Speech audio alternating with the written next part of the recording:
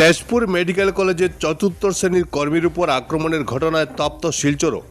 Silchar medical college হাসপাতালের কর্মীরা কালো ব্যাজ পরে গতকাল এই ঘটনার প্রতিবাদ জানান।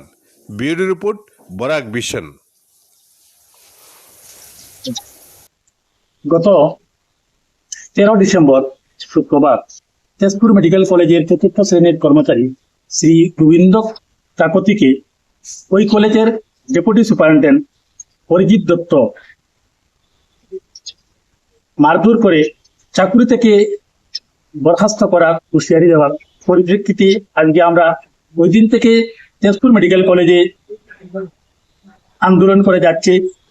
কর্তৃপক্ষ কর্তৃক কোন ধরনের সুরাহার ব্যবস্থা না করায় আজকে আমরা আসামের সমস্ত মেডিকেল কলেজের কর্মচারীরা আজকে 17 ডিসেম্বর সকাল 7টা হইতে পরদিন সকাল 7টা পর্যন্ত কালো ব্যাজ ধারণ করে কালো দিবস পালন করছি। আমরা প্রতিবাদ কর্মসূচি হাতে নিয়েছি এবং তার মাধ্যমে আমরা ক্ষোভ প্রকাশ করছি যে আমাদের উপর এই ধরনের নির্যাতন আমরা কোনো অবস্থায় সহ্য করব না।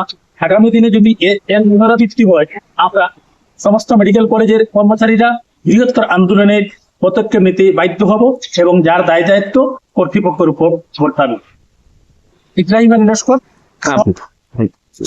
ইব্রাহিম আলী লস্কর, সভাপতি, সারা আসাম চিকিৎসা মহাবিদ্যালয় ও হাসপাতাল কর্মচারী সংস্থা।